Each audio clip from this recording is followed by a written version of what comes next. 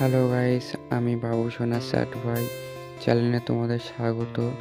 তো গাইস, সন্ধেবেলা টিফিন আমাদের কি হচ্ছে দেখো।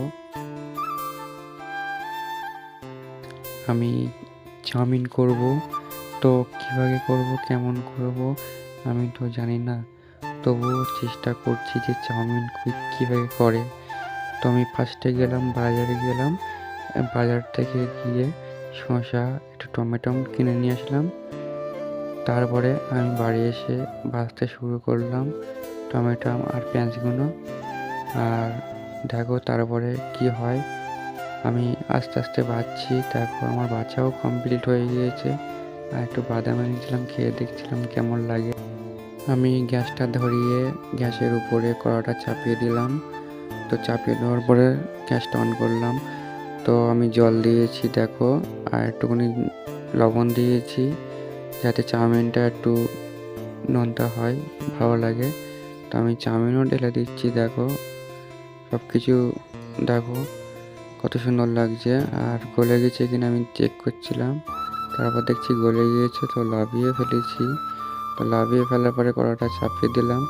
তারপরে একটু ডিমগুলো একটু নুন হলুদ দিয়ে একটু গুলিয়ে নিয়ে তেলটা দিয়ে কড়ার উপরে, তারপরে আমি ডিমটা দিয়ে দিচ্ছি। দেখো কড়াটা সেভাবে গরম হয়নি, তবু দিয়েছি। দেখো আমি গুঁড়ো গুঁড়ো করে নিয়েছি ডিমটা। তারপরে হয়ে গিয়েছে, আমি তুলে নিয়েছি। তুলে নেওয়ার পরে আমি আবারও তেল দিয়েছি। দেখো বাদামগুলো দিয়ে দিয়েছি। বাদামগুলো একটু ভাজা ভাজা হয়ে গিয়েছে। একটু পেঁয়াজ দিয়েছি, পেঁয়াজগুলো একটু হালকা ভাজা ভাজা হয়ে গিয়েছে। তোমার টমেটো কেটেছিলাম ওইটাও দিয়েছি। তো দেওয়ার পরে একটু ভাজা হয়ে গিয়েছে। তারপরে এবার চাউমিনগুলো, সিদ্ধ চাউমিনগুলো দিয়ে দিয়েছি। দেখো সব কিছু পাইল করে নিয়েছি। তো কেমন সুন্দর হয়েছে।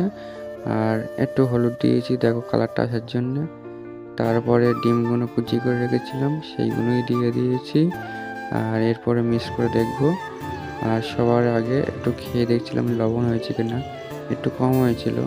তো আবার একটু লবণ দিয়ে দিয়েছি।